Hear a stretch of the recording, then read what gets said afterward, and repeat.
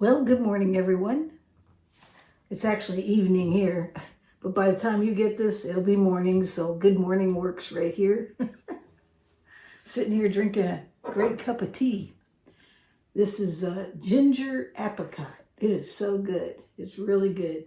There's a company called Martin SC13E that puts this out, and I just really like it. It's real refreshing.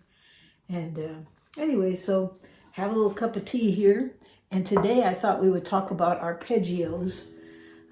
Seeing yesterday, we were talking about some of the things I learned in that class that I went to. Well, actually, he brought up, the instructor I had went over arpeggios with me, and he gave me the arpeggios for 3 different chords. They're a little bit different, and I like the way he did it, so I thought I'd share that with you today. And I also have a question for you. I'm thinking about doing a live, but what I'm not sure of is whether or not there'd be any interest. I mean, I only have like 3,000 subscribers now, so I'm not really sure that's enough to get enough people, if I did a live. So what do you think? Is it something you'd be interested in? I was thinking of things that we could talk about, maybe answer questions. Maybe I could go through some of the comments that are made and answer those. I don't know. I could think of some things that I could do, but the question is, will there be an audience? Is there an interest in it yet, or is my channel too young yet? So I thought I'd throw that out to you. I mean, it wouldn't hurt to try it.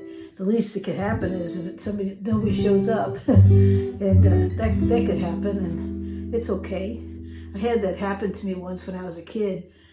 I was living in Palatine Bridge. It was just a little nowhere place. Probably had a population of like 700 people or so. It was so small, and I decided I was going to have a birthday party. I was going to a 1-room schoolhouse down the street, so there wasn't really a whole lot of people, but I handed out my invitations to everybody that I could think of, and only one person showed up. We had a great time anyways. It was fun. We made popcorn balls and played games and did all kinds of things. It was Lottie Snyder showed up. But at the same time, that kind of marks you a little bit when you throw a birthday party and only one person shows up. Such is life, right? So I guess I don't want to throw a live and then only have one person show up. But at the same time, I'm experienced at it, so it wouldn't be bad. Well, anyways, I thought I'd throw that out and see what you think. You think it'd be worth trying, or is it just too early yet? Is there an interest? And be honest with me about it. It's okay if you don't think it's time or whatever, but I just thought I'd throw it out and see. So that was one thing I wanted to do before I got into this lesson, is ask that question. Okay, so here we go. Let's talk about arpeggio. Well, what's an arpeggio? Well, I saw one definition. They called it a broken chord, or basically what it is it's playing a chord one note at a time. So that's why they called it a broken chord. And the word arpeggio means harp-like. So I guess in a sense, when you listen to an arpeggio,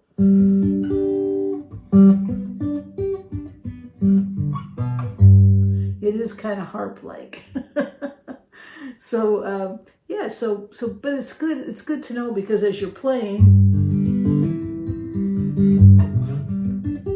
there's different places you can throw it in.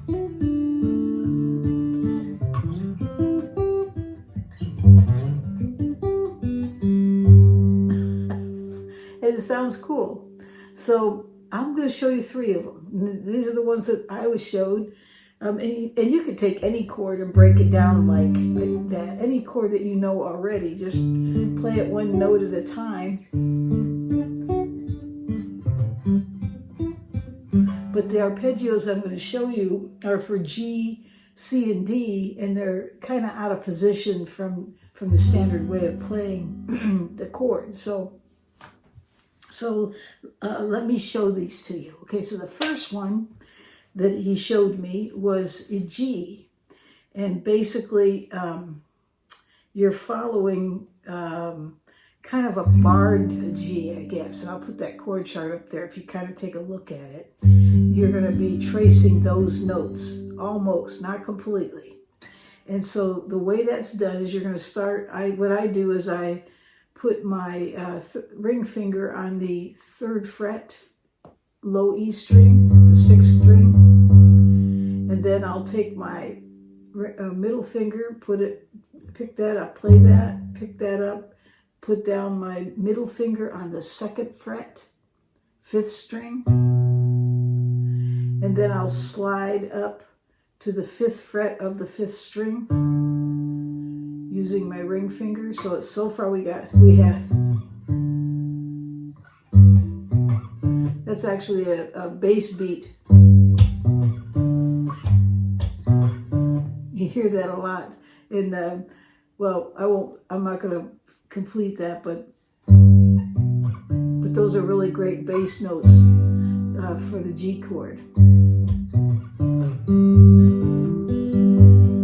Okay, so, and then what you're going to do is once you do those 3 notes of the arpeggio, you're going to move to the 4th string with your ring finger. And you're going to play the 5th fret.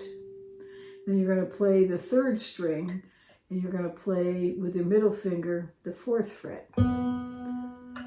And then with your pointer finger, 2nd string, 3rd fret, and then roll over, 1st string, 3rd fret. So now what you have is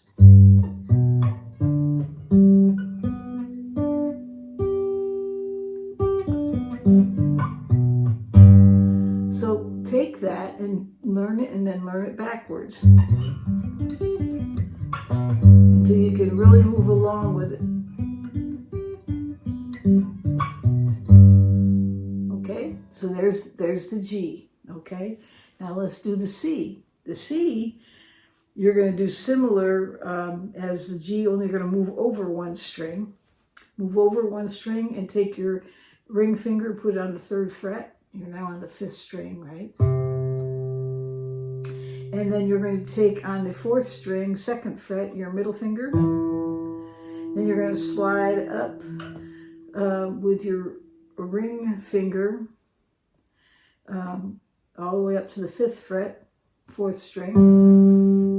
And then what I do is I just use that same finger and just go over same fret, 5th fret to the 3rd string, and then move over 1 string to the 2nd string, and then I play the 1st string, 3rd fret. Okay, so it sounds like this.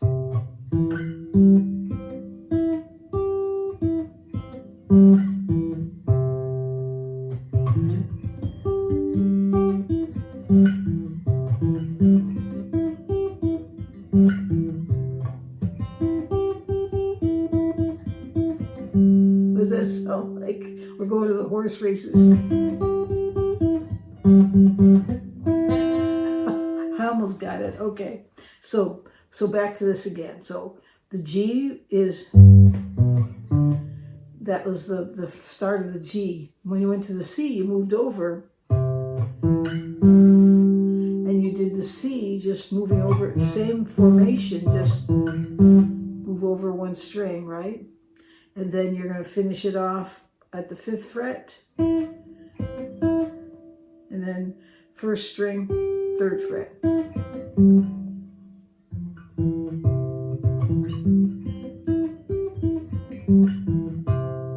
Okay? And then what you're going to do is you're going to move up to the 5th fret, and you're going to be on the 5th string, and you're going to use your ring finger to play that note. You're going to do the D arpeggio now.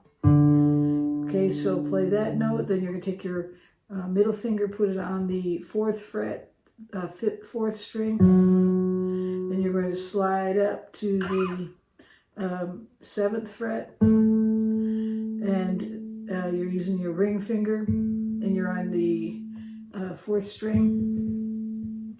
Roll over to the 3rd string, stay on that 7th fret, roll over to the 2nd string, stay on that 7th fret, and then take your pointer finger, 5th fret, 1st string. So it sounds like this. That's the D.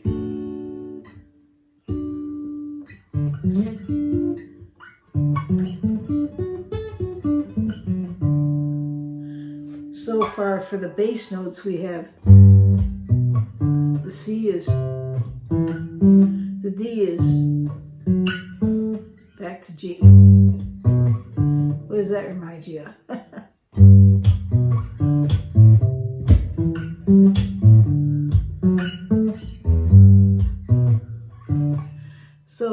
So that's just the first part of those arpeggios, but you can break them into pieces and throw them into your music, or you can just use them.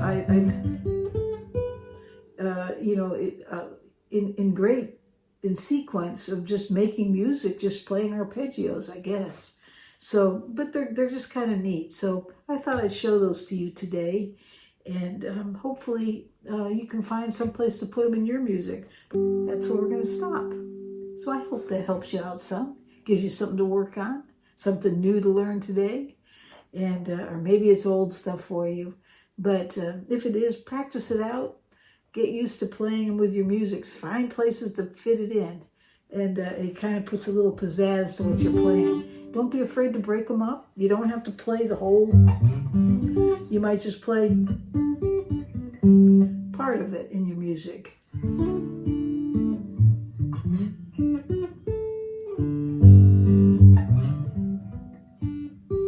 I don't know, however you want to do it. But give it a try. All right? All right. Well, I hope you have a great day out there, wherever you are in this world.